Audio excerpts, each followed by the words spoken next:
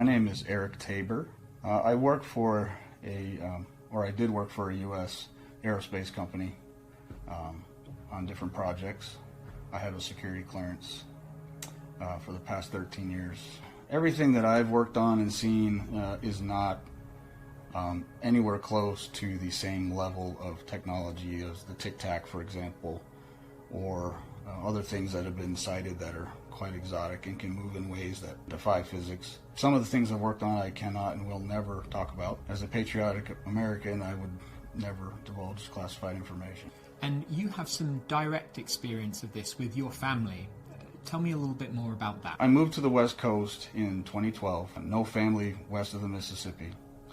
My grandmother was nice enough to let me know that I had a great uncle named Sam Urquhart. He told me that he worked at Area 51 from 1997 until 2014. Stayed working there as EG&G evolved through a merger with Raytheon, I believe, into the company known as JT3, and then retired in 2014 as JT3 transitioned into JT4. He said, when I first got there in 1997, I had a personal conversation with a senior EG&G engineer whose group was tasked with trying to reverse engineer, figure out an object that was brought there by some CIA people in the 1980s, and it was supposedly found just resting in a remote desert location, fully intact. And the senior EG&G engineer described to my great uncle that it was egg-shaped, about the size of a SUV, smooth and seamless, metallic looking, silverish gray in color, no control surfaces, no flaps, no inlet, no exhaust. It showed up on X-ray as a solid object. They tried to penetrate the hull, try to open it. They couldn't. They said that they were able to take some very small samples of the material. I'm not an expert in chemistry, but I guess the isotope ratio or the mixture of elements, they concluded it was not made on Earth. It's my personal belief that the technical data information should remain classified, and these objects shouldn't be paraded around for everyone to see, although I know humanity wants to see this and know this information. The problem is other countries have these objects as well. I conducted a 45-minute phone interview directly with Aero, told them everything that I'm sharing right now. Shortly after the interview, they forwarded me a memorandum of record to sign and date, initial, and that's going to be compiled with all the other data they're collecting and to a historical record that's going to go to Congress sometime next year. My dealings with Aero, they were very professional.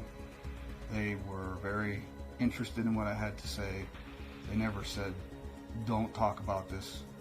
They never were threatening. They never were demeaning. What would you say the value is of this information? You know, on the one hand, you are giving a story that's second or third hand. This is retold by your great uncle who's now passed away.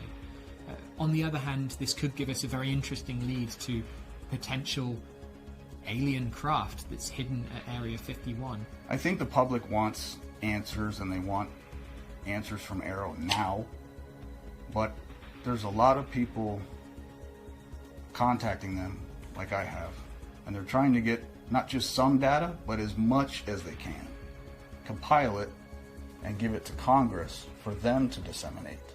It's not going to be compiled and just given to a news organization.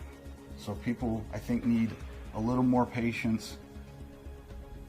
Skepticism is good and holding people's feet to the fire, but at the same time, you got to let investigations take some time.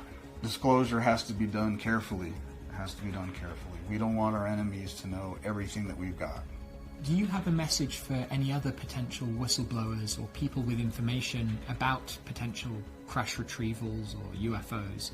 What should they do? Never want to play your full hand. But I do believe wholeheartedly that humanity deserves to know the truth if we have recovered these non-human objects or crafts, which 100% I believe we have.